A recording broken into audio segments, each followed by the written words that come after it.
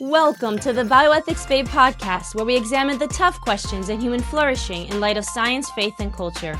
I'm your host, Darina Grosso-Agnew. Now let's dive in.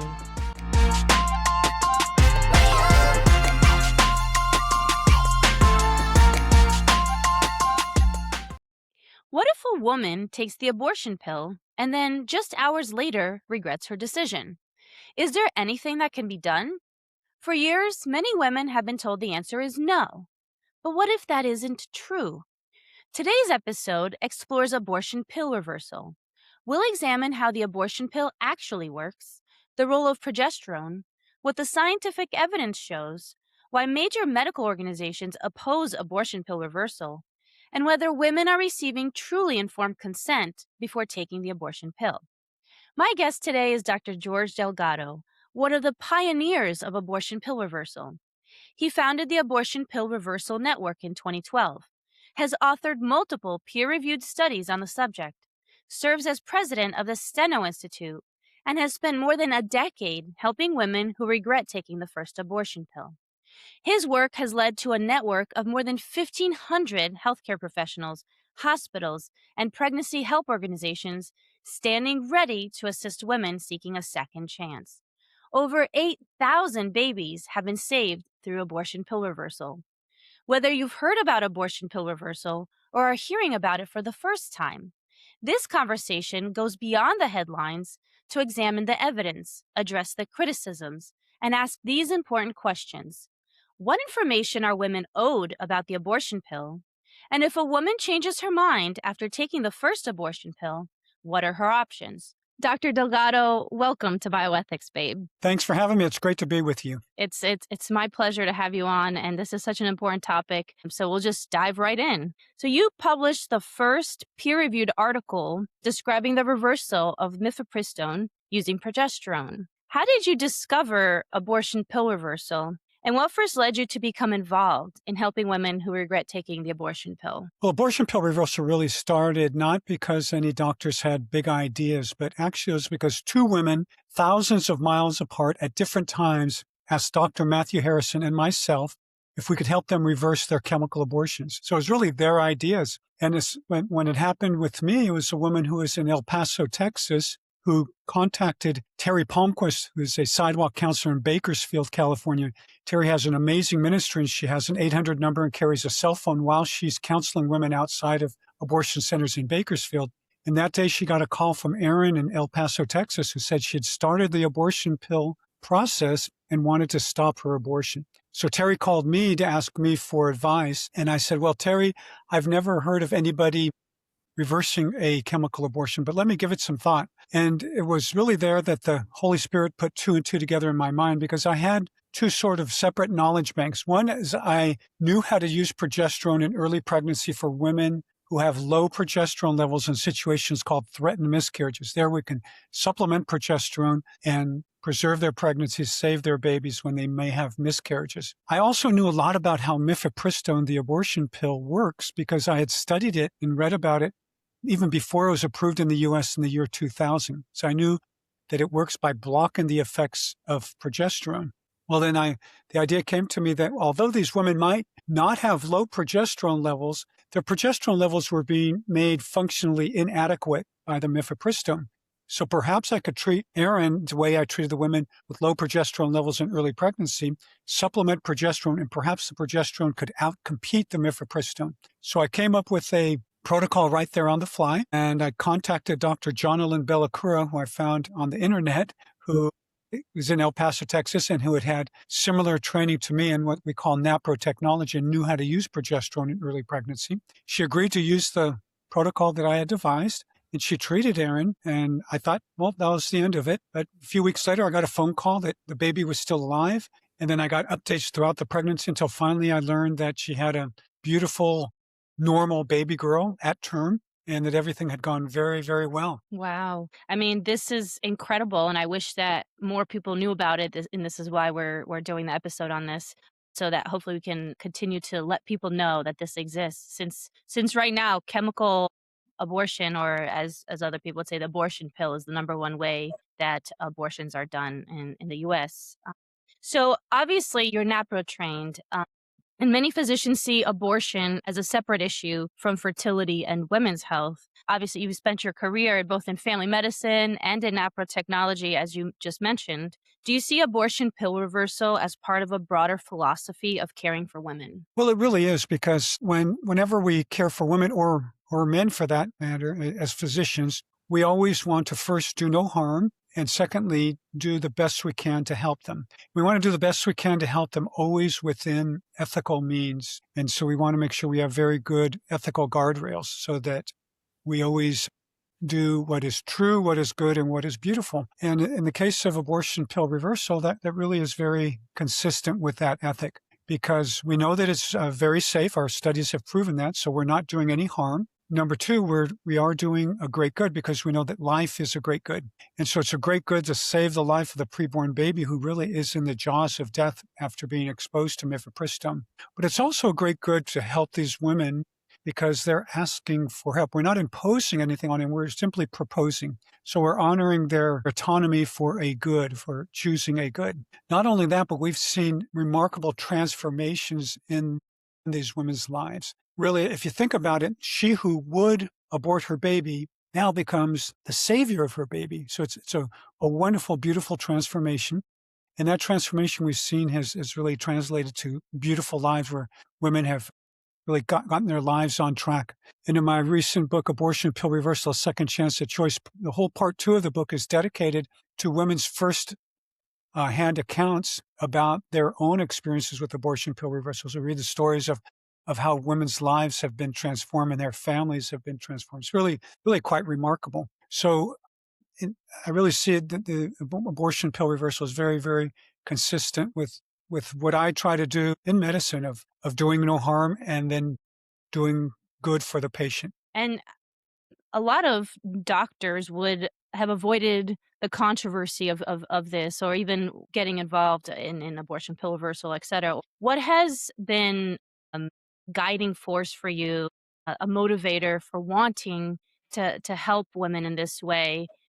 Could you share a little bit about your history and experience that has led you to the point where you felt so convicted that you wanted to step into this space to begin with? Well, life is really the greatest gift that we've received from God. And so that's one of the reasons I became a physician is so that I can improve people's physical health and hopefully, guide them morally, either directly or indirectly, depending on how they're willing to accept any guidance. And so I see that anything that we do to promote life, to improve health, and especially to save life, really, really makes a big difference. And, as a family physician, I treat patients of all ages, of all walks of life, and with all illnesses, really. They often will come here. I can see somebody with any illness. I may not be able to definitively treat any particular illness.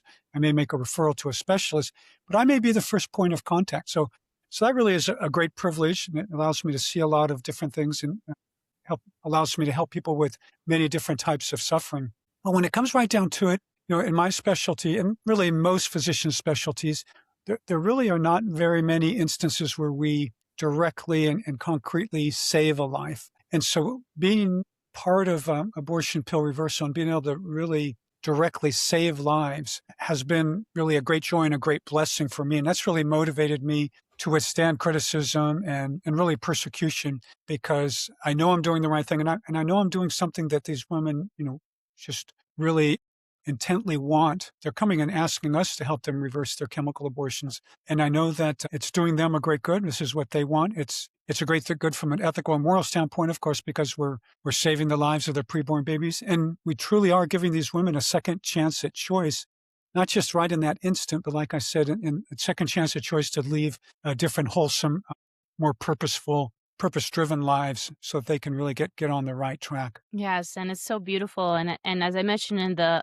intro, more than 8,000 babies have been saved through abortion pill reversal. And you founded the Abortion Pill Reversal Network, which now includes more than 1,500 healthcare professionals, hospitals, and pregnancy help organizations that are there 24/7 to help women who have taken the first of the abortion pill cocktail. What has it meant for you to build this network? And can you speak a little bit more about the impact it has had on families and women in particular? Well, being part of this has been a great privilege and probably the biggest blessings of my professional career. I can't think of anything else that I've done that I feel has contributed to such a big impact in helping people and in saving lives. So that's been just a joy, and I feel very blessed to be a part of it.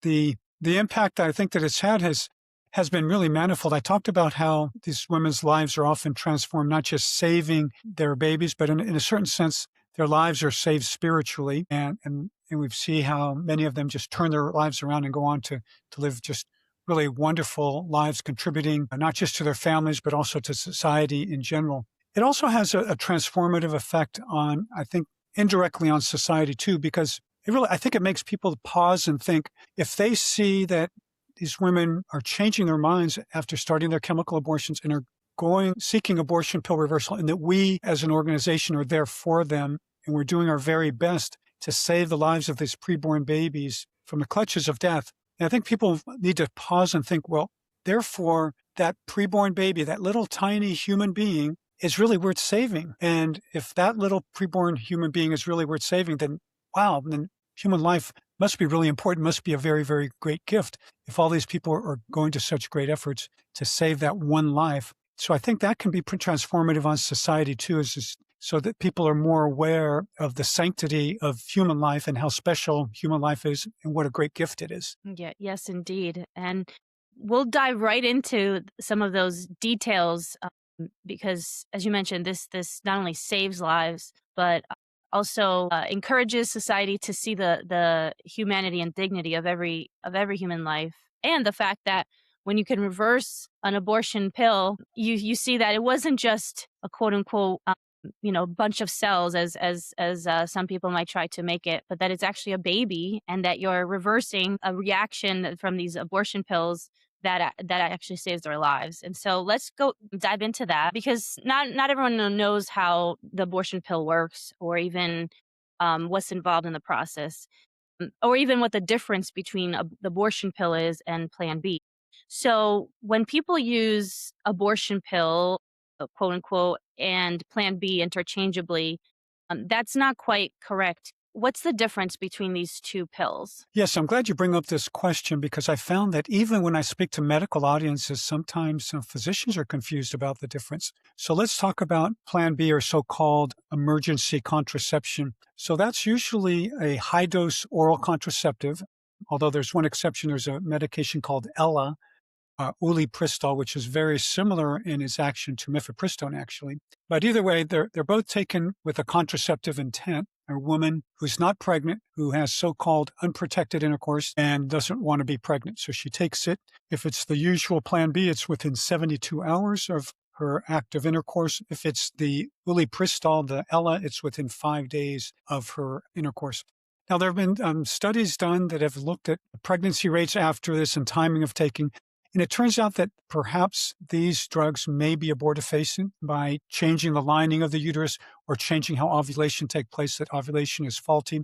But the fact of the matter is the woman is not pregnant when she takes it, and takes it with a contraceptive intent. On the other hand, the abortion pill, Mifepristone, is taken by a woman who is pregnant, knows she's pregnant, and takes it with the intent to abort her preborn baby. And it's approved by the FDA right now up to 10 weeks of pregnancy, although it's being used oftentimes up to 11 weeks of pregnancy, and I've even seen 12 weeks and beyond. So they're pushing the envelope there. So that's really first the big difference between the two that people should understand. Yes, and potentially the woman who takes Plan B may be pregnant, but the baby hasn't implanted yet. She doesn't know whether she's pregnant, and that's where you brought up the case that it could be abortifacient, meaning that if she is pregnant, Plan B would prevent her baby from implanting, so essentially lead to the death of the baby, or prevent the pregnancy from ever taking place. But can you speak about how the abortion pill regimen actually works inside the woman's body? Sure. Before we talk about how it works, it's important to know how progesterone works.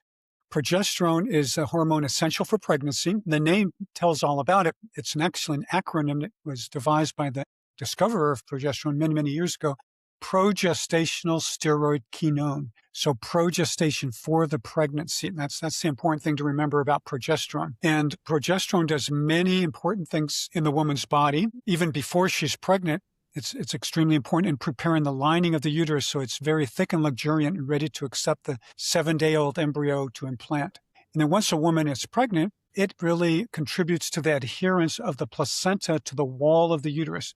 I call it the super glue of the pregnancy because the placenta has to be well adhered in order for the preborn baby to get oxygen, hydration, and nutrition from the mother and to discharge waste products back out to the mother. So that's a very critical, important thing that the progesterone does. It also keeps the uterine muscle very relaxed. The uterus is essentially a sac made of muscle. And it starts out about the size of a pear in a woman who's not pregnant. And you know that it has to grow and stretch to the size of about a watermelon by the time a woman's at term. And so it's very important that the uterine muscle relaxes and stretches out. You can't have contractions during the pregnancy because then you're going to have preterm labor. Well, the progesterone is very effective at relaxing the uterine muscle. Next, it also keeps the cervix closed like a biologic valve. The cervix is the opening of the uterus, and you want that closed. You don't want any communication between the outside world and the sanctuary of the inside world. And the progesterone is what maintains that.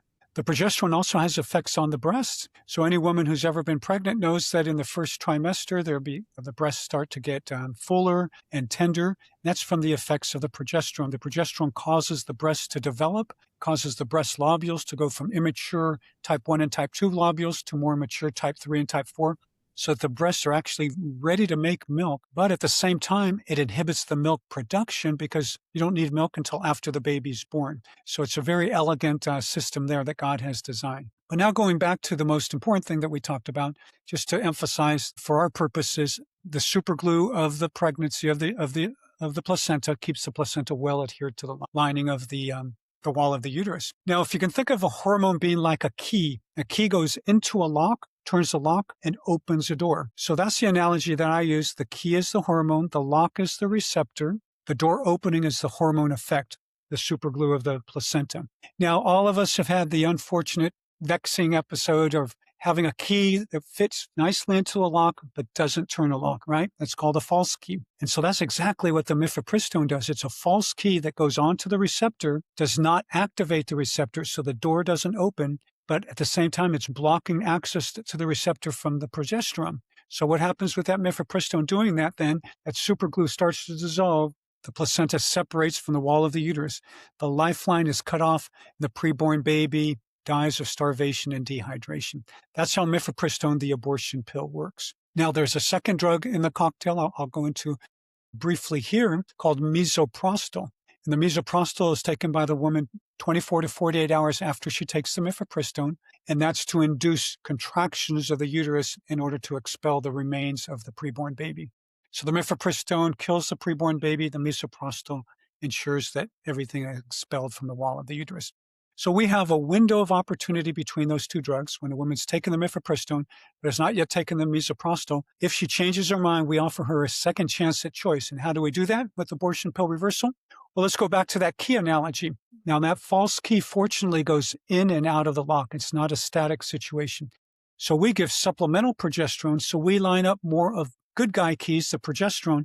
So that when that false key comes out of the lock, what happens? There's more of a chance that a good guy key progesterone goes into that lock, turns the lock, opens the door, i.e. we get the hormone effect. The placenta stays well adhered to the wall of the uterus. And we give that supplemental progesterone for a time in order to compete with that Mifepristone until it washes out of the system because she's only taken one dose, of course. And then we continue the progesterone for a couple of weeks at least afterwards in order to make sure that the placenta has recovered and that progesterone levels are back up to what they should be. Wow. So using that analogy of the progesterone kind of sneaking in and then being able to unlock the key, as you mentioned, is there once that happens, does the progesterone kind of step back too, or is that just the way that mifepristone works, where it goes in and out? Once the progesterone does take over, does it stay there, or is it that it comes out again too, and it fights again with the mifepristone? Go ahead. Yes, yeah, that's a great question. Yes, the progesterone key, so to speak, also goes in and out of the lock. So they're both going in and out of the locks. So we still need to keep those levels higher of the progesterone so that there's more of a chance that the good guy key will come out. So yeah, they are going back and forth, dueling, if you will, at the receptor to see which one will have the dominance. And how long does it take for the body to flush out the mifepristone? So most of the mifepristone is flushed out of the body by about 24 to 48 hours.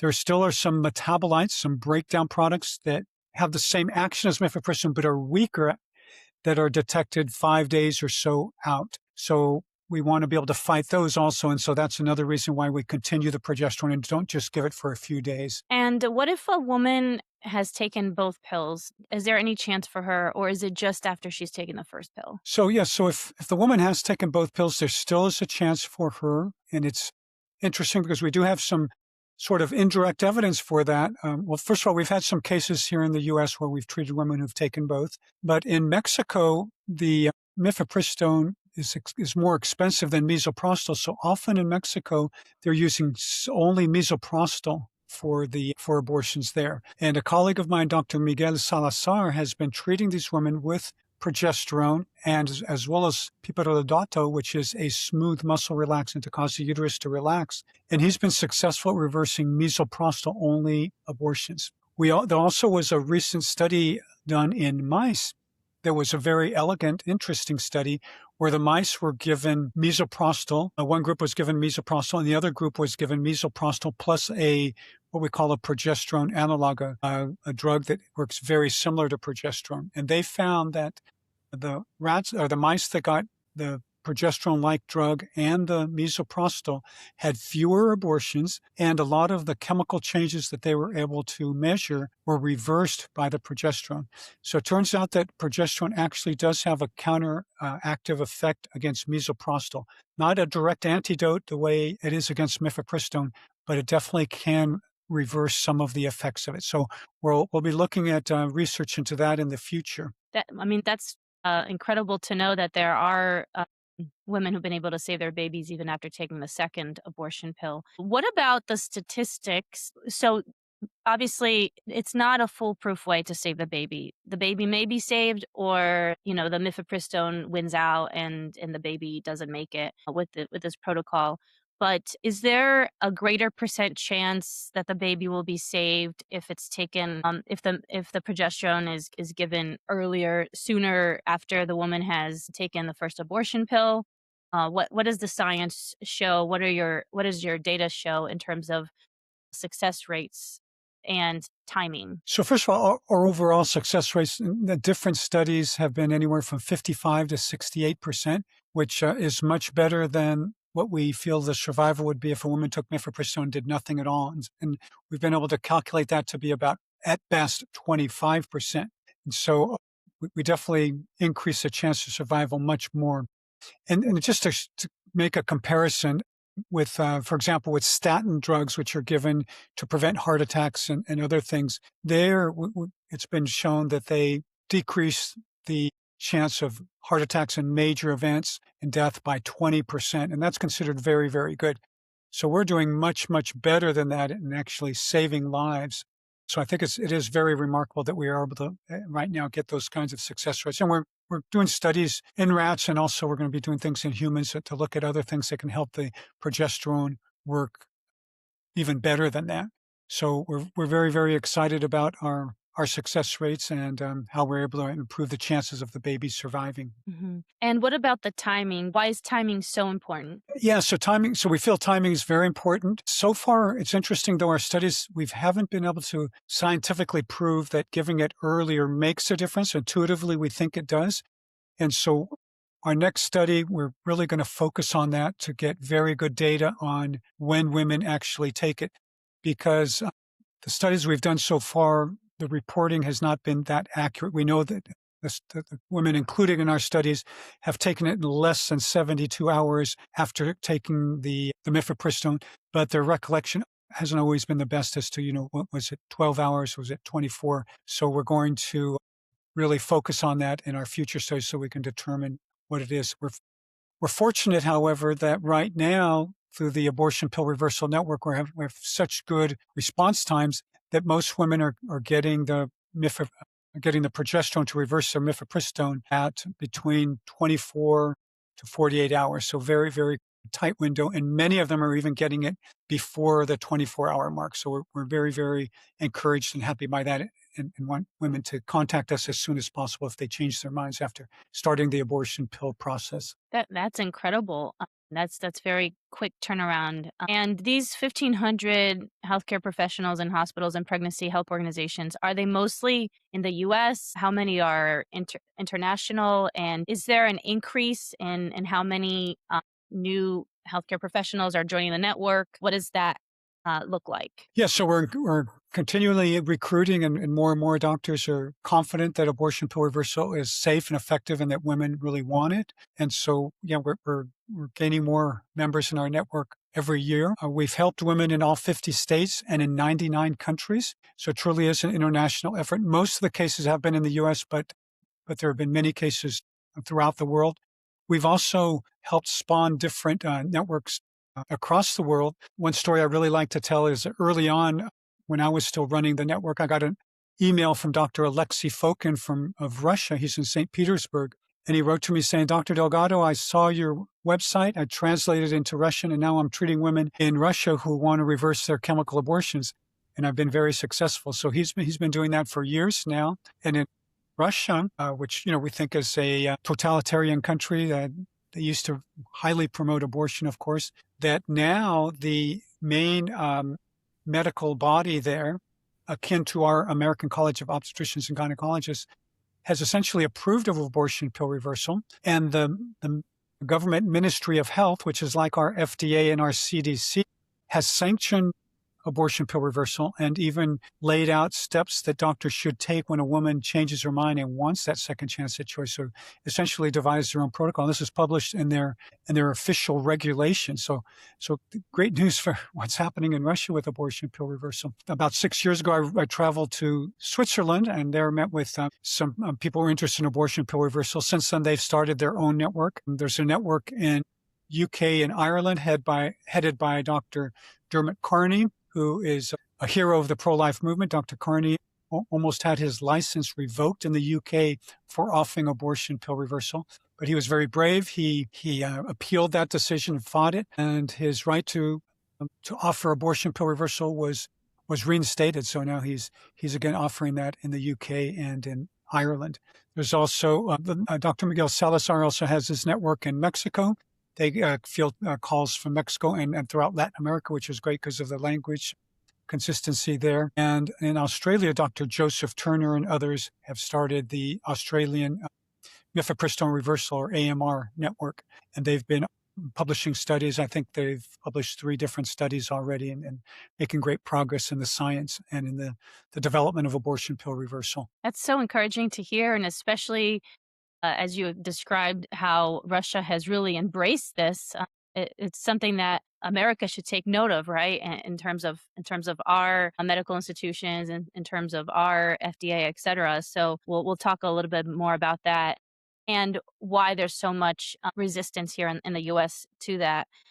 Before we move on to the next area of conversation, can you talk about what are the factors that increase or decrease the likelihood of success for a woman that you've seen in your practice? So the factors, one of the most important factors is the gestational age of the baby, how far along the woman is in the pregnancy. So the younger the preborn baby, or the earlier in the gestational age, the less chance of successful reversal. And this we've shown this in both of our large studies that we've published. And this is congruent with the studies of the abortion pill itself, where they found that for abortion, that the abortion pill is more effective at causing abortions the lower the gestational age.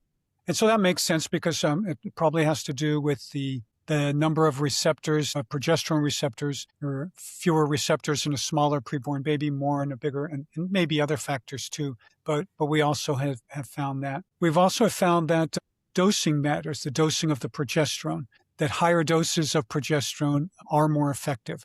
And so because of that, we're advocating Still very safe doses, but higher doses than were initially given. And it's probable that injected progesterone is more effective, particularly with the first few doses, than oral or vaginal progesterone. However, we know that injectable progesterone is harder to get. It's harder to get to a woman quickly, especially in the middle of the night where she can't just go to a pharmacy. And it's a little bit uncomfortable. It's a shot in the bottom. So we're going to be working on that. And there's a study we're working on right now with a group in Omaha called the Santa Familia Clinic, where they actually devised their own protocol using almost a very early dose of injected progesterone, meeting a woman in the middle of the night, even in the clinic for that, and then following up with vaginal progesterone. And the preliminary look at their data is very, very good. So we're going to be helping them analyze the data and then hopefully publishing a paper on that later this year. So we'll be learning more about that and what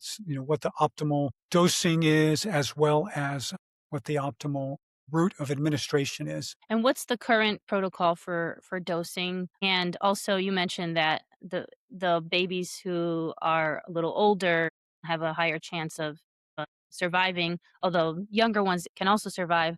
What is that cutoff that you've seen in your experience where the survival rate increases? And there are researchers, no real firm cutoff, but I think you can kind of see somewhat of a break point at 6 weeks. So over 6 weeks gestational age, better odds of success than less than 6 weeks. But still, even less than 6 weeks, still better than the 25% survival, which is the best we would expect if we did nothing at all. And the doses I'm favoring right now are to give progesterone 600 milligrams orally twice a day for 3 days, and then or 2 or 3 days, and then 400 milligrams twice a day for 2 or 3 days, and then 400 milligrams at night until the end of the first trimester for a minimum of 2 weeks. So let's say she were already, let's say, 10 or 11 weeks, a minimum of 2 weeks. And that again is to allow the placenta to heal, and also because the ovary, which is producing progesterone before the placenta kicks in, also is in a way stunned by the mifepristone because there are progesterone receptors on the ovary too. So mifepristone blocking those receptors decreases the natural production of progesterone. And I've heard that vaginal progesterone gets to where it needs to go faster than oral progesterone. And so for a woman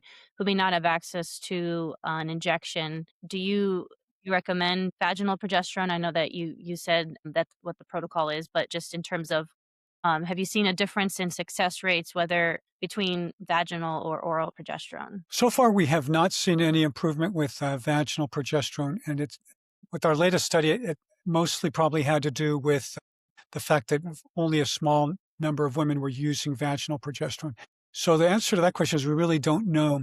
We do know that in other areas of medicine where we use progesterone for example, for fertility and for preventing miscarriages, that there is evidence that vaginal works better than oral. So, but we don't know if that translates to abortion pill reversal at this point. So one of our studies we hope to do in the future is a direct comparison of oral and vaginal to see which one works better. I would say that with the oral, it is important to take it with food because food increases the oral absorption, the stomach absorption of progesterone significantly. And so let's just talk a little bit about those studies. So you did the first peer-reviewed article describing the abortion pill reversal. What studies have been done, and what studies are you currently involved in or working on or know that are being done? Okay, so first of all, talking about our studies, the very first one was in 2012. It was a small case series of 6 women that 4 out of the 6 had successful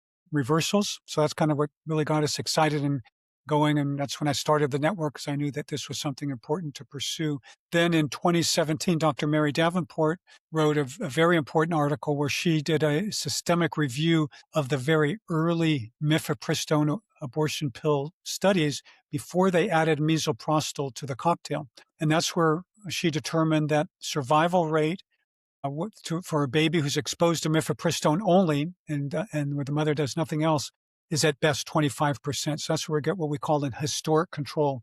Because in our studies, we know that it would be unethical to have what's called a placebo group, where we have one group of women get active treatment, another group of women get no treatment, because those babies would be doomed to die. So in order to have some sort of comparison, we go back in history to those early studies where they were first trying to figure out how mifepristone, how well it worked for causing abortion.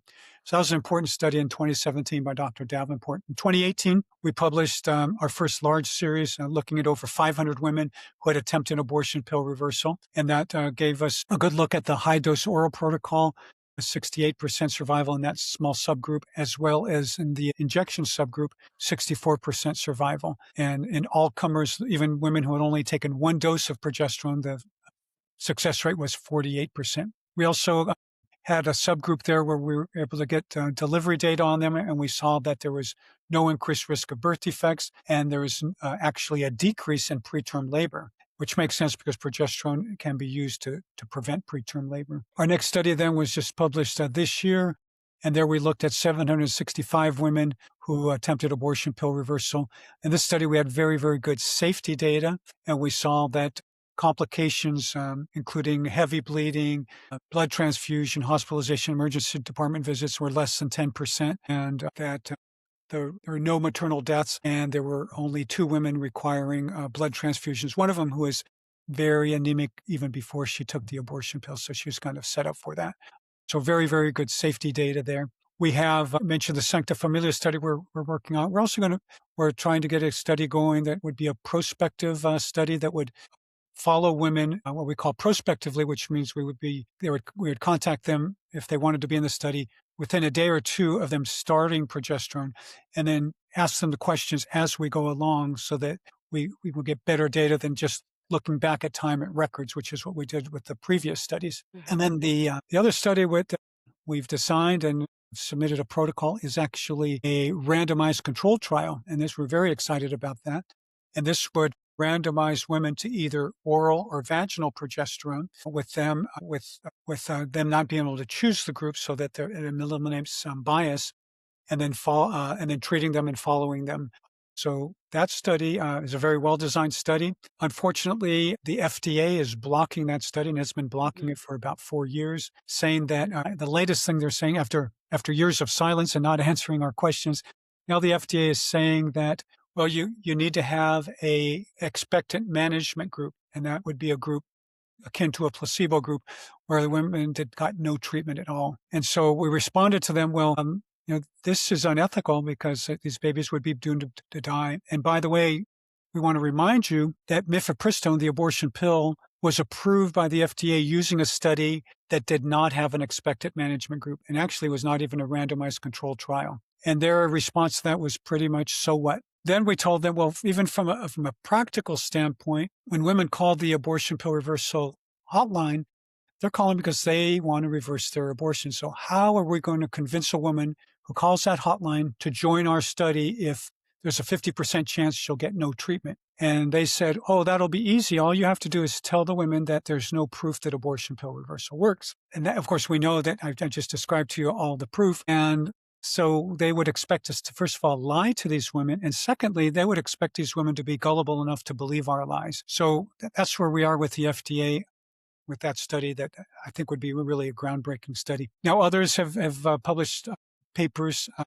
The group in Australia led by Dr. Turner, as I said, I believe they've already published 3 studies. They've all been small studies, but they've all been very nicely done. And Dr. Turner has also published a study looking at different complications rate of abortion pill and abortion pill reversal. And Dr. Paul DeBassy has published a great sort of summary of all the studies and looking at all the studies. And he has a great website called APR Science where he catalogs all the studies as well as his work. So a lot of great people who have been doing really good work in the arena of abortion pill reversal research. That's incredible. It blows my mind that the FDA is actually pushing for something that's unethical, which was used to get the abortion pill itself on the market. And it's crazy to me. So under this current administration, why is that still the case? You would think that there are people working there who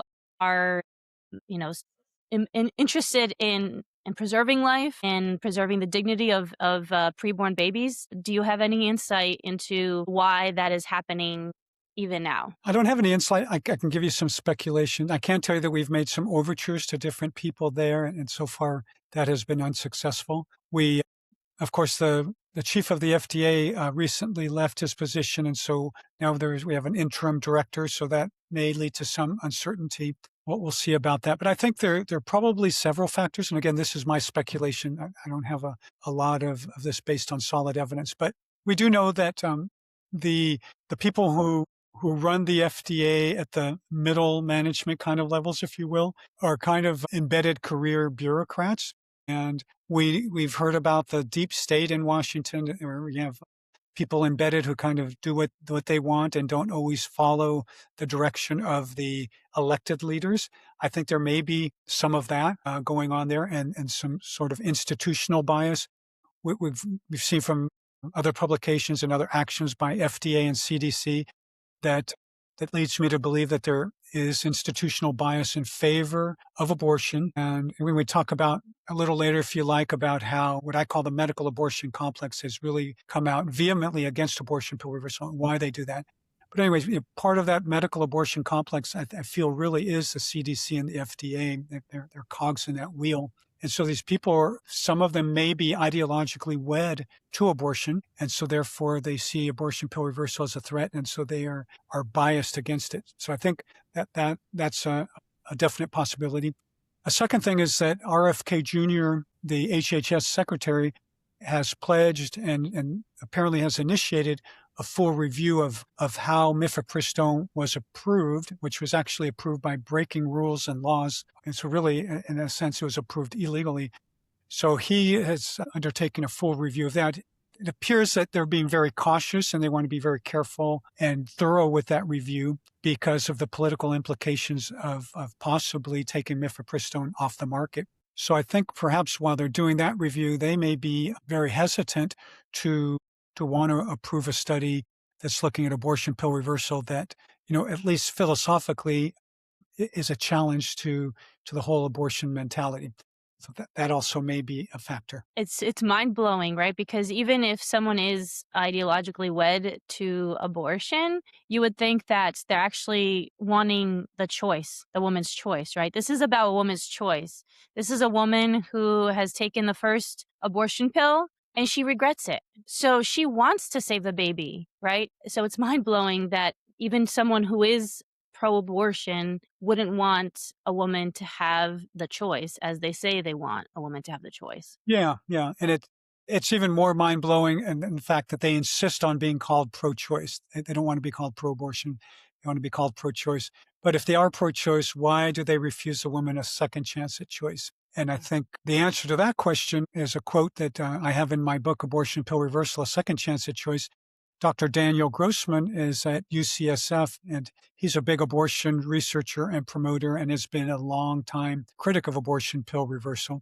Dr. Grossman is also a leader of the Bixby Institute, which has been accused of abortion colonialism in the third world, shipping ideologies and political assistance and other things to third world countries to promote contraception and abortion. Well, he was interviewed by a online platform called Slate, which is a liberal online platform. And in it, he said something to the effect that, well, if women in this situation receive progesterone under medical supervision, I think it would be safe. So right there, he's saying that what we're doing is safe because we stress that women should be very well medically supervised and be given the very best medical care with abortion pill reversal.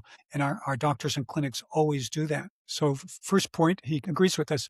But then he goes on to say something very telling. He says something to the effect that, however, I don't want the availability publicized because it might misrepresent to the public the prevalence of abortion regret. So really, bingo, that right there is why they don't want anybody to know about abortion pill reversal, because they know that if you know that some women change their minds after starting the chemical abortion process, that blows a huge hole in their narrative that abortion is a great good for all women. Because if it were such a great good for all women, why would some women change their minds and try to reverse their chemical abortions? Wow, that's very telling.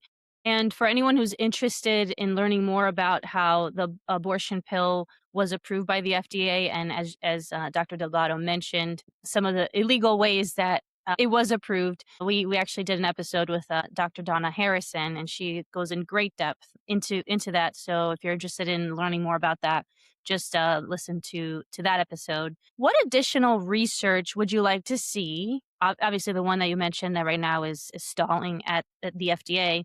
And what other obstacles make it difficult to conduct more studies on abortion pill reversal? So additional research, first of all, the ones I've outlined that I hope really get started, especially the randomized controlled trial comparing vaginal and oral progesterone. I really want to see that, see which one comes out on top. I want to see more research on with higher doses, pushing the doses higher of progesterone. And I want to see research on alpha lipoic acid, which is a natural compound that studies have shown can improve saving babies and women in threatened miscarriage situations and in situations where women have bleeding behind the placenta, something called a subchorionic hematoma, that studies show that in humans, as well as in animal models, that giving alpha lipoic acid can help those hematomas, the bleeding, resolve. And so it probably works by modulating the immune system. We know that the immune system is very much involved in, in miscarriage, and probably the immune system gets involved when there's a chemical abortion. So we really want to see how alpha lipoic acid works in that regard. There will be a study starting hopefully this year by Dr. Stephen Samut, my colleague at Franciscan University of Steubenville, Ohio, who has published already a study on a very elegant rat model of abortion pill reversal. He's going to study whether alpha lipoic acid makes a difference in helping increase survival, increase the success of the progesterone in reversing mifepristone in rats. That's a study that we could do in humans too very easily. And in fact, I've been using alpha lipoic acid already in some of these situations to see how it works and how it's tolerated. It's very well tolerated. We'd also want to just look for other medications that maybe can speed up the breakdown of mifepristone to work on that end. So progesterone to fight it, maybe a chemical to hasten metabolism so the mifepristone goes away more quickly. I'd be interested in looking at that. And then also looking at different ways to reverse the effects of misoprostol to see how we can do that, because especially in places like Mexico where they're using misoprostol only, and perhaps studying what Dr. Salazar is already doing using the progesterone and piperidolato, which is used to cause smooth muscle relaxation. Well, we hope all those studies will be able to be done, because I think it's very important, not only for advancing the science, but also obviously over 8,000 babies have been saved. This protocol works. Getting more information, understanding new advancements, understanding how it can be, how can the protocols be tweaked, etc., is super important. And obviously, you already mentioned this, but progesterone has been used for decades in obstetrics. How long has it been prescribed during pregnancy, and for what conditions? Generally, even before all of this, and why, with all of this, even the studies that do exist, and the proof, right? The fact that over 8,000 babies have been saved. Why do critics say that there is no evidence? Yeah, so progesterone has been used probably for over 60 years in pregnancy, very safely. The FDA in 1999 came out with a statement that progesterone does not cause birth defects. So we're very confident in using progesterone. And we always use what we call bioidentical progesterone, which is the same molecule that the body itself produces, so that we think that that's safer and probably more effective. So really, as far as, and there have been claims that, quote, abortion pill reversal is not safe. And let me go into that briefly right now. First, they're saying that there's no proof that it's safe. Then they're saying, well, there's a study done by Dr. Mitchell Crennan that was actually a randomized controlled trial with a placebo group, a study that from a scientific standpoint was an elegant design, but was unethical because the group that didn't get progesterone was doomed to die. The preborn babies were doomed to die. And that at the 2-week endpoint of the study, all the babies who were still alive would be aborted. So it was double jeopardy for them. Well, in that study, there were 3 women who had concerning bleeding to them, and all 3 of them called 911. One of the women was in the progesterone group. She had taken progesterone, so she was like an APR patient. Well, when she got to the emergency department, the records show that she did not need any further treatment. So in other words, she overreacted. She was anxious, which is okay, but she really wasn't a true complication. She could have been managed at home and just had a failed reversal and a completed abortion. The other 2 women who called 911, both of them were in the placebo group. They had not gotten progesterone. And both of them needed emergency suction abortions. They needed surgical abortions in the emergency department. And one of them needed a blood transfusion. So taking that, the spin that many gave to that study was that, well, abortion pill reversal is not safe, and this proves that these 3 women went to the emergency department. But they failed to mention that 2 of the 3 were in the placebo group. They were not like abortion pill reversal patients. And then the one who was like an abortion pill reversal patient, she really didn't need to be in the emergency room. So really this, if anything, it showed that taking mifepristone and not doing anything else can be unsafe. That's all it really showed. And then the other question, and then our safety data, of course, shows that it's very safe, especially our latest study. Very, very good safety data. Well, and then they argue that it's not effective, that it's a woman who doesn't do anything has a 50% chance of her baby surviving. That's not at all true. Our study by Dr. Davenport showed that at best we can expect a 25% survival rate. So what they have done is they've taken figures showing that up to 40% of the time, if a woman only takes mifepristone, the uterus does not completely empty. That is, the remains of the dead preborn baby remain inside the uterus. That's the reason they give the second drug, misoprostol, to cause the contractions. But they conflate that with survival, and they're saying, well, 40% or 50% of the time, the baby will survive. No, 40 or 50% of the time, there may be contents in the uterus, but the baby is not survived. And a woman who wants abortion pill reversal wants a baby alive, doesn't really care if there's contents in her uterus or not. She cares about a living baby. So they're really lying about that, and they're overlooking our data. And even if you look at Dr. Crennan's study, which was stopped after only 12 patients were enrolled because of these 3 women calling for 911, even that data, although it's not statistically significant because it's small numbers, it does show that there's a very large trend towards success of the progesterone. The surviving preborn babies at 2 weeks in the progesterone group were about 68, 70%, and the survivors in the placebo group were only about 30%. So you see numbers very similar to what we've quoted. And so supporting although not proving because there's small numbers, but supporting the concept that abortion pill reversal is effective and it is safe. And it's interesting because they want to speak out of both sides of their mouth. On one hand, they want to say, oh, the abortion pill is very effective. And on the other hand, when you're talking about the abortion pill reversal, they say, well, the abortion pill is only 50% effective, right? Is that a fair assessment? Yeah, exactly. They want to speak out of both sides of their mouth, and they keep shifting their arguments. And when we come up with more data, they shift. And they used to say that your baby's sure to have birth defects. We've demonstrated that in 2 studies now, that there's no increased risk of birth defects. So they no longer speak that. So when they know they get challenged and they know that they will be disproven, then they shift their lie to something else. What have you and your colleagues learned over the years that has led you to refine the abortion pill reversal treatment protocols? I'm sure we've learned about the What abortion. have you learned? What have you and your colleagues learned over the years that has led you to refine the abortion pill Oh, reversal to refine, yeah. treatment protocols? Yeah, well, I think, we've learned, I learned from when I went to visit Switzerland, that doctors there were using very high progesterone doses and the women were tolerating it. So I learned from that trip to refine our protocols here in the U.S. to increase our dosages to 600 milligrams for the first few days. And that has been, I think, has shown some improvement and that it's very, very well tolerated.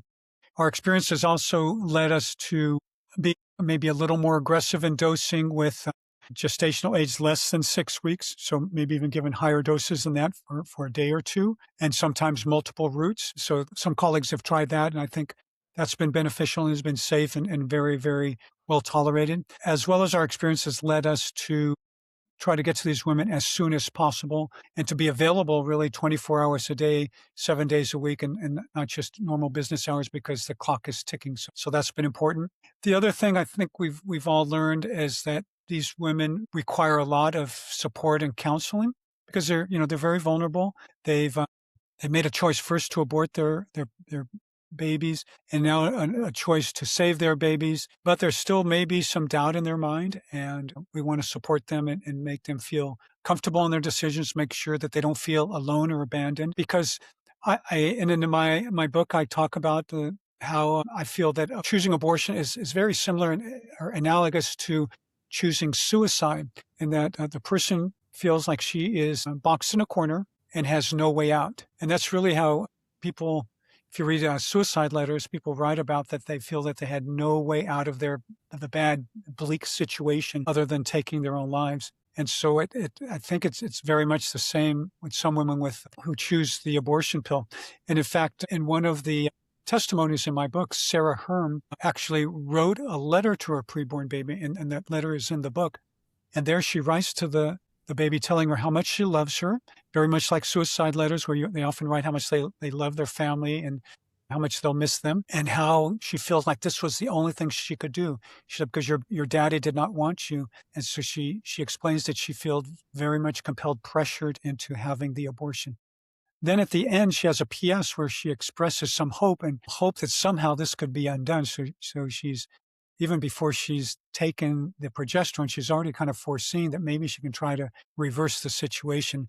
And so I really see a strong parallel there. And I see the strong parallel too that most of the women that we've studied have talked about immediate regret. Almost immediately after taking that abortion pill, they regret what they've done. And when they've done studies of people who've survived jumping off the Golden Gate Bridge, the ones who've survived, I mean, a couple of hundred, I think, have survived, that the minute this instant their feet left the bridge and they were in the air, they regretted having done that. So you see there's immediate regret also. Mhm. And in the story you just shared, did that baby survive? Yes, that baby. Oh, beautiful. Beautiful. What have the major US medical organizations said publicly about abortion pill reversal? So unfortunately, they've been critical and they've said that there's no scientific support and that it should not be offered to women. And this includes the American College of Obstetricians and Gynecologists and other major medical associations. So it's very unfortunate that they're following the party line of big abortion, of Planned Parenthood, of not wanting to give us any credence. And really they exaggerate and they lie by saying there's no scientific evidence. We do have scientific evidence. We have published studies in peer-reviewed journals, and hopefully it's just a matter of time before they at least become neutral in their position regarding abortion pill reversal, because I think they're doing a great disservice to patients and to physicians, because there are many physicians, I think particularly OBGYNs, who always want to do the right thing, and they follow what ACOG says because they trust ACOG as their source of good, unbiased information. What they don't realize, though, is that ACOG has really become an abortion rights organization. And in fact, ACOG has even come out with a statement on its website that it essentially says that it is an abortion advocacy organization. So you see that in some ways it's ceased to being a legitimate, evidence-driven, source of medical judgment and information, and now has gone on to the advocacy side. And it's very interesting too that ACOG has never polled its membership on whether it should be an advocacy organization for abortion, whether it should be a part of the medical abortion complex. That's all been top down. And you can see the history of what I've read of many of these medical organizations. They've essentially been hijacked by activists who got in and got into elected positions and moved up and then filled the upper echelons with like-minded people. And that's kind of shut out the grassroots. The membership may think very differently. However, the membership still trusts ACOG, and so they'll still follow what ACOG says. And when ACOG comes out with these pronouncements, then that makes it difficult for these OBGYNs to offer abortion pill reversal, because they don't think that it's following the science, when actually if they would take time and read the studies or read my book, they would see that very much we're following the science and that what we're doing is a great good for women, and that we are proposing, not imposing. So if a woman doesn't want to reverse her chemical abortion, and we'll have nothing to do with her, of course, she'll have nothing to do with us. But a woman who does want that second chance of choice, we will be there for her. We will give her all the support, the great medical supervision, and the great treatment in order to optimize her chances of saving her preborn baby's life. And again, where's the choice, right? ACOG should be at least, if not pro-life, as we would hope that they would be, that they would at least be for true choice for the woman, right? So that if a woman does want to reverse her abortion, that they would support that as well, right? And it's crazy to think that with the proof of over 8,000 babies being saved through these protocols, that they would say that the science is not there or that the evidence is not there. It would be nice to just send them a picture of 8,000 babies and say, well, this is the evidence, right? And here are the studies. I don't know if y'all have thought about doing that or if it would have any effect, but at least it would make the point. If you want to get into research and the science, here it is, and hopefully you'd consider it. It would make a point, and yeah, I often say that 8,000 living human beings don't lie. And in fact, Heartbeat International has composed a letter of women who've had successful APR and are giving their support.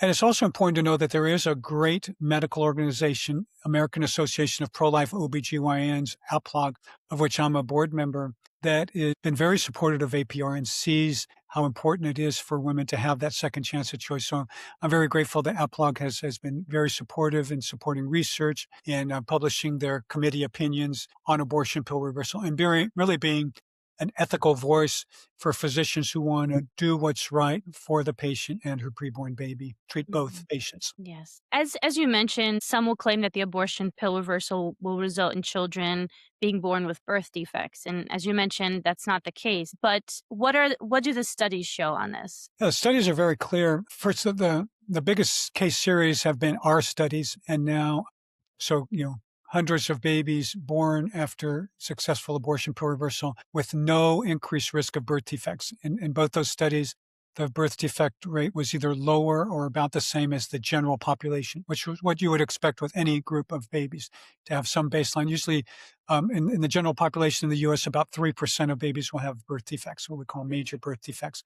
So it's about the same. And if you look at studies of babies that were exposed to Mifepristone before, let's say before abortion pill reversal came along, and then the mothers had failed abortions and then subsequently delivered, no increase birth defect rate. And if you look at ACOG itself, it's come out with a committee, a practice bulletin. In fact, it's been reiterated, I think now twice, the last one being about 3 or 4 years ago, where it says that Mifepristone does not cause birth defects. So ACOG itself has acknowledged that Mifepristone does not cause birth defects. So we know that Mifepristone does not cause birth defects. We know that progesterone has been used safely in pregnancy for over 60 years. No evidence of birth defects. The FDA says progesterone does not cause birth defects. And then when you use them together in a subsequent fashion where a woman takes Mifepristone, changes her mind, takes progesterone, in our studies, no increased risk of birth defects. So that's very strong evidence that the abortion pill reversal is very, very safe in terms of not causing birth defects. And critics often cite the halted 2019 clinical trial. What happened in that study, and what would you say to those critics? Yeah, so that was the Crennan trial that I discussed a little bit earlier. That was a randomized controlled trial that he was quoted in an NPR piece by Dr. Mara Gordon, where he said that, quote, "I want to own it." In other words, he designed that study purposely with the intent of disproving abortion pill reversal. A few things about that study I think are interesting. One is that he did a pretrial statistical analysis to see how many patients he would need in the study. So what that means is that, you can flip a coin, and most of the time it's going to be heads or tail. It's going to be 50% times heads, 50% tails, right? But let's say you want to prove that scientifically. Would you do 4 coin tosses? Probably not, right? Because if you do 4 coin tosses, there might be a chance that there'll be 3 heads and 1 tails, and you might disprove your theory. But let's say you did 1,000,000 coin tosses, then that would probably be good proof that it's about 50-50, right? But 1,000,000 coin tosses would get your arm really sore. So most people don't want to do 1,000,000 coin tosses to prove a point. So you can do a statistical analysis where you plug in the numbers of expecting 50% of one and 50% of the other, and it'll tell you how many coin flips you'll need to do in order to have statistically reliable information. So let's say it's 100 coin tosses, just to pick out a number. So 100 coin tosses is going to be a lot easier on the arm than doing 1,000,000 coin tosses. So same thing with these studies. We want to design studies where we have enough patients in the study, but we don't want to have too many patients where we're going to prolong the study and exhaust more resources. So he did this statistical analysis, and it told him that he needed 40 patients in the study, 20 in the progesterone group and 20 in the placebo group, the group that would not get any progesterone. And then in the trial, if you read the paper itself, you can see that he writes that we plan to enroll 40 patients, 20 in each group. And so I and others found that quite curious that, well, he needed 40. Why didn't he recruit more than 40? Because we know that in many studies, people drop out of the study, they move away from the area, they might get sick, might get hit by a car. So we often like to have extra patients in order to account for that, so we still reached that statistical significance. But he didn't, so I'm very curious as to why that was. But the way he designed it was that women came to the abortion center in Sacramento, 2 different abortion centers, one at UC Davis, one at Planned Parenthood, requesting abortions. And they were asked, so by the way, instead of having the surgical abortion, would you be willing to be in a trial where you'll get the chemical abortion drug, and everybody would get the chemical abortion drug in the clinic. Then we'll send you with some pills to take 24 hours later. And half the group, the pills were progesterone, half the group, they were placebo or sugar pills. And the patients would not know which was which. Although it turns out they had trouble blinding it, so they probably could have detected which one were different if they could look at both of them. But nonetheless, that's how it was designed. And then they would come back, and at 2 weeks mark, if the baby was still alive, they would have surgical abortions. And so those are the data I explained, that instead of enrolling 40, they only enrolled 12 because they stopped the study early because of those 3 patients who called 911. So with this trial, although it did not reach statistical significance, it did show that it did support the effectiveness, because there were many more babies that survived to 2 weeks who were in the progesterone group compared to the placebo group. And the 2 who had big complications, who needed emergency surgical abortions, and 1 who needed blood transfusion, were in the placebo group. And that 1 who called 911 was in the progesterone group, needed no treatment in the emergency room, so really didn't need to be there. So it was very supportive. And Dr. Crennan himself wrote in that article that the side effects of progesterone were similar to placebo, saying that progesterone is very, very safe. So we like that. He also wrote in his abstract that taking mifepristone only may be dangerous for women. And we agree with that assessment, but we're not telling women to take mifepristone only. We're telling them, well, if you decide to stop your abortion, we're going to give you progesterone. And progesterone is very safe, and it makes the whole situation safer, as shown in our recent study where the group that had failed chemical abortions actually had slightly higher side effects. So that's pretty much what that study showed. It was designed to disprove APR, but in the end, it actually supported APR by supporting the effectiveness and the safety of APR. That's fascinating, and something to look further into. Let's talk about informed consent. So, shouldn't women be informed before taking mifepristone, the first of the abortion pills, or even before starting an abortion pill regimen, that reversal may be possible if they change their minds? I'm sure this is not something that they're being told beforehand. Yeah, they're only being told this in states where they're mandated to tell it. And unfortunately, those laws had to be passed because they were not telling them that. So, yeah, I think it's perfectly reasonable, because we have very good data now that support the effectiveness and the safety of abortion pill reversal. So women really should know about that, because informed consent is exactly what it implies. It's consent, giving permission, but it's informed. So it's not just, would you like to do this? Yes, no. Would you like to do this? And by the way, this is all that it entails. And so I think the informed part of the process probably is lacking, based on anecdotal reports we're receiving, that women are surprised when they have the amount of bleeding they have with chemical abortions, but also because they're not being told about the possibility of abortion pill reversal. And they really should know that. Even if there's only a small percentage of women who have regret and change their minds, I think we owe it to them to give them that information up front, so they know about it, so that if in case they do change their minds, they know what to do and how to go about it, and not just scrambling and feeling very dejected and sad and forlorn. Do you know how many states do require informed consent on abortion pill reversal? So previously there were about 15 states. However, my understanding is that most, if not all, of those states have now become pro-life states where abortion is banned. And so the informed consent really doesn't really matter. Now, unfortunately, those pro-life states, of course, are prey for these organizations like Aid Access out of New York, Dr. Gompertz, who are shipping chemical abortion pills across state lines, preying on women in these pro-life states, and also foreign nefarious actors shipping them. It's very easy to get these abortion pills online. Several months ago, I went on a website, and after only 6 clicks, the website was asking me for my credit card information in order to purchase the abortion drugs. Why do you think so many of these, the Planned Parenthood and abortion facilities, and oppose providing women with informed consent and about the abortion pill reversal? Well, again, I think it's because it blows a huge hole in their narrative, that if they acknowledge that some women might change their minds, that then that disproves their point that abortion is a great good for all women, number one. And number two, that, anything that threatens their business model, they're going to oppose. And Planned Parenthood is very much in it for the money. In my book, I go through a financial analysis on, I think, 2024 data from Planned Parenthood itself, showing how much of their income both comes from government sources before the funding ban, but also how much comes from abortion services, which is a very significant percentage of their business is from abortion services. And they probably make a bigger profit margin with chemical abortion compared to surgical abortion, much less overhead. And, it's true that chemical abortions cost a little less than surgical abortions, but they don't have to pay these abortionists to be there. They don't have to have OR procedure rooms all set up. They have, I think, much lower overhead. And so it really is a very effective business model for them. So they're going to fight tooth and nail for anything that challenges what they're saying and that may decrease their number of abortions. Let's talk about some of the patient stories.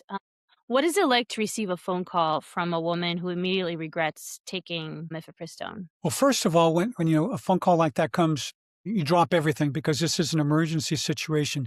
This is, analogous to someone going down on the street and you're starting CPR. You need to get right to it. And so it's a situation where I need to, on the phone, first of all, listen very carefully to the woman, find out what's happened, what she's taken, and then determine what she wants done. What exactly is her intent, or is she just asking for information? At the same time, forging a relationship with her and being very empathetic, because she really needs psychological support at that time. She's in a very, very difficult situation. She's regretted her choice, but now she's, in a sense, in really uncharted territory.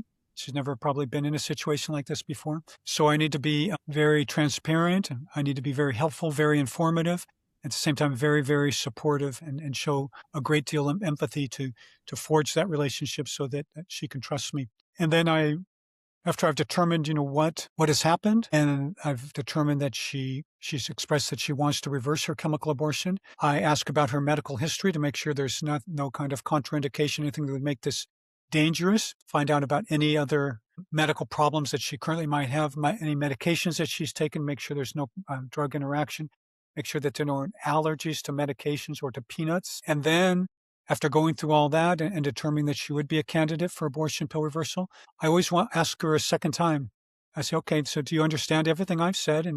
And if she understands it and expresses to me in her words that she does have an understanding, then I say, okay, I want to make sure now that you do want to proceed with trying to reverse your chemical abortion. And then if she says yes, then we get going with setting her up for a visit, an ultrasound, and getting started on the progesterone as soon as possible. And as we talked about before, since there isn't really informed consent, how do most women find out about abortion pill reversal? Yeah.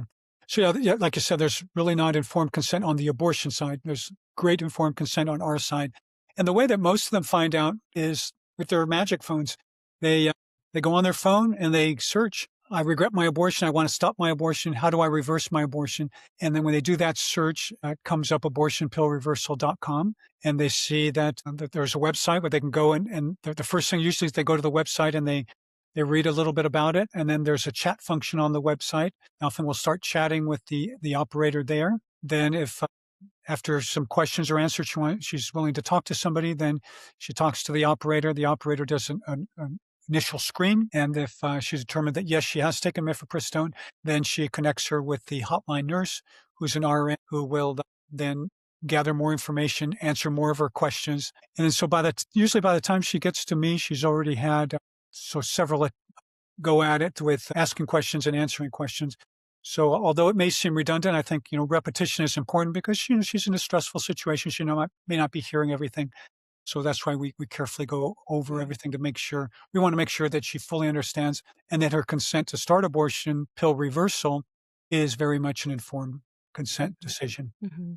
And have you stayed in contact with families whose babies were born after abortion pill reversal? And what have those parents told you years later? Yes, I have. I've had the blessing to stay in touch with some of them. And they've told me that, this the best decision they ever made. They're extremely grateful to have their children, depending on when they went through their reversal, are getting older and just flourishing in life. So it's been so wonderful to get that feedback and have these relationships, to see the wonderful things that they and their families are doing with their lives, with their second chances at choice. How are you reaching more doctors to train them to do this? Do they find you? Is there a program for them to become educated, or an outreach where they might not even know it exists, but once they hear about it, they say, I'm on board. I want to do this. Yeah, there are various ways, sometimes just through podcasts like this, or maybe physicians and other medical professionals watching podcasts like this, they may become interested. I also give talks at different medical conferences. At the ACOG conference, I've given talks several times. At the Catholic Medical Association, I've given talks. At Heartbeat International, at CareNet, sometimes physicians go to those conferences. We also have an outreach, aprworldwide.com, which is in order to recruit physicians and for them to find out more about it. And we provide training and protocols for these physicians and clinics, so they're very comfortable and competent in treating these women with abortion pill reversal. And we're always available for advice. Our nurses and myself and other medical advisors who are part of the Heartbeat International Abortion Pill Reversal Network.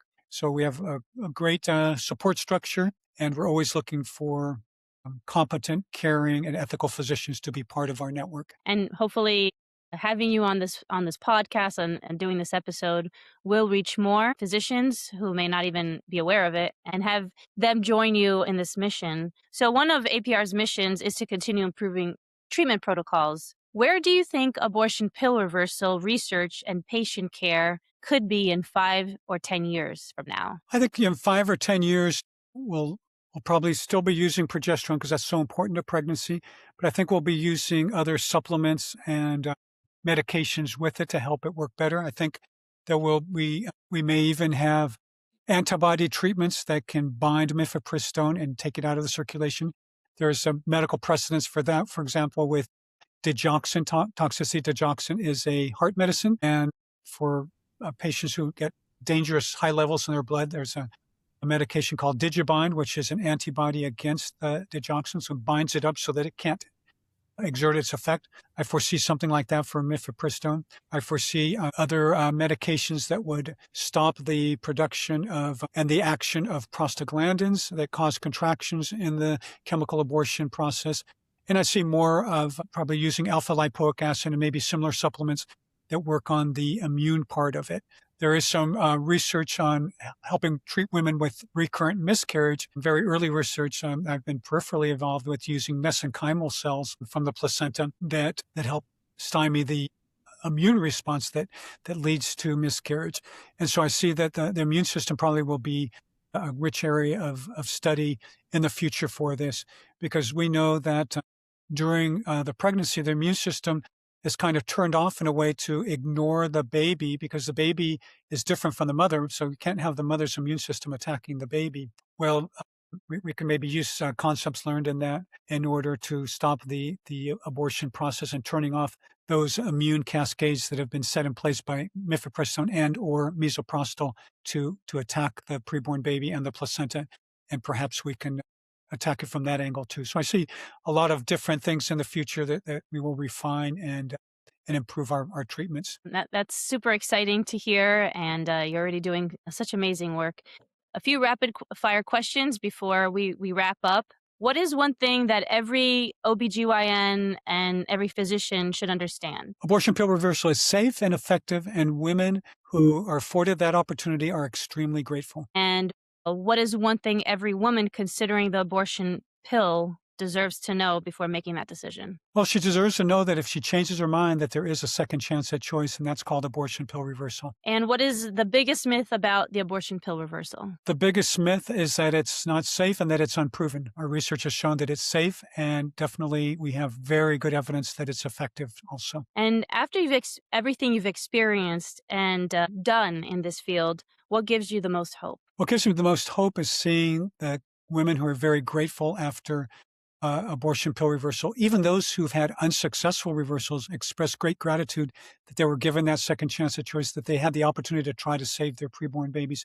Great deal of healing that goes on with that. So that, as well as seeing these human beings who are alive that wouldn't have been alive if they didn't have abortion pill reversal. What is one patient story that sticks out in your mind that has touched you the most in the process and all the people you've met and encountered doing this reversal? Well, there are many stories that jump out at me. One of the ones is Rebecca Hagan, who wrote a chapter in my book. Rebecca had her second unplanned pregnancy, and she took the abortion pill. She was treated by my brother, who's by his medical office. He's a physician, also by his associate, and her preborn baby was saved. She went on to really make a big change in her life. Finally, got traction in her life, and then went on to become a very popular and effective advocate and speaker for abortion pill reversal. She was named the most popular and effective speaker by Ambassador Speakers Bureau for last year. And so she's done great work in spreading the word. And now I believe has a total of 4 children, is a wonderful mother, a wonderful advocate for abortion pill reversal, and is just has made a huge impact on people's lives. And finally, if someone listening has just taken the first abortion pill and regrets it, what should she do immediately? She should go to abortionpillreversal.com and there read about abortion pill reversal. And then she can go to the chat with the nurse or call the nurse and talk and answer, ask questions and find out if this is something that is right for her. And if so, we can get moving to helping her as soon as possible. Thank you so much, Dr. Delgado, for all of the work that you've done in this field and for saving so many babies, educating physicians and healthcare professionals, and continuing to advocate for not only preborn babies but the moms. So thank you again for coming on the Bioethics Babe podcast, and we're going to continue following your work and bring you back on to talk about updates to the protocols. Thanks again. Thanks for having me. For my conversation with Dr. George Delgado, one of the pioneers of abortion pill reversal, founder of the Abortion Pill Reversal Network, author of multiple peer-reviewed studies on the subject, and president of the Steno Institute, here are 5 key takeaways about abortion pill reversal. 1. Abortion pill reversal offers women who immediately regret taking the abortion pill a genuine second chance. Dr. Delgado explains that many women experience regret within hours of taking Mifepristone, the first pill of the abortion pill cocktail, and desperately begin searching for help. Abortion pill reversal responds to women who voluntarily seek to continue their pregnancies. He argues that caring for both mother and child, respecting a woman's desire to try to save her baby, and offering hope in a moment of crisis are central to ethical medicine. 2. Progesterone supplementation can significantly improve a baby's chance of survival after the mom takes the abortion pill. Dr. Delgado explains that mifepristone works by blocking progesterone, the hormone essential for sustaining a pregnancy. By administering supplemental progesterone before, or even in some cases, after the second dose of the abortion pill, misoprostol, physicians can counteract mifepristone's effects. Published studies have reported reversal success rates between 55% and 68%, compared with an estimated 25% survival rate when women take mifepristone alone and receive no treatment. Timing is critical, with women encouraged to seek help immediately. 3. The evidence supports abortion pill reversal, despite ongoing criticism. Dr. Delgado reviews multiple peer-reviewed studies involving hundreds of women that demonstrate both the safety and effectiveness of abortion pill reversal. He addresses common criticisms and argues that the available data consistently show no increased risk of birth defects and supports the use of progesterone is both safe and effective. He also discusses ongoing efforts to improve treatment protocols and the obstacles researchers have encountered, including FDA resistance to certain clinical trials. 4. More than 8,000 babies have been saved worldwide through abortion pill reversal. What began with one patient's request has grown into an international effort.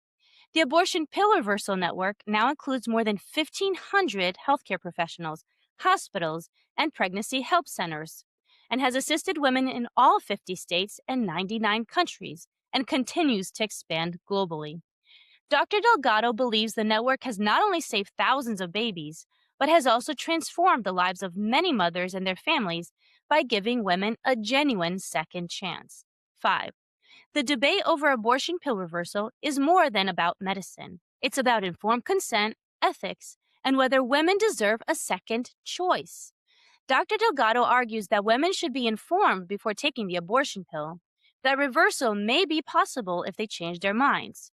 He contends that true informed consent requires discussing this option and believes opposition to abortion pill reversal stems predominantly from broader ideological and political commitments surrounding abortion. Throughout the conversation, he emphasizes that abortion pill reversal is about responding compassionately to women who voluntarily seek help after experiencing immediate regret. Because truth matters and human dignity isn't optional. This is Bioethics, Babe. Thanks so much for listening to this episode of the Bioethics Babe podcast. If you've enjoyed this content, please subscribe to my YouTube channel and your favorite podcast platform, and share with your friends and family. Also check out bioethicsbabe.com for the latest episodes and resources.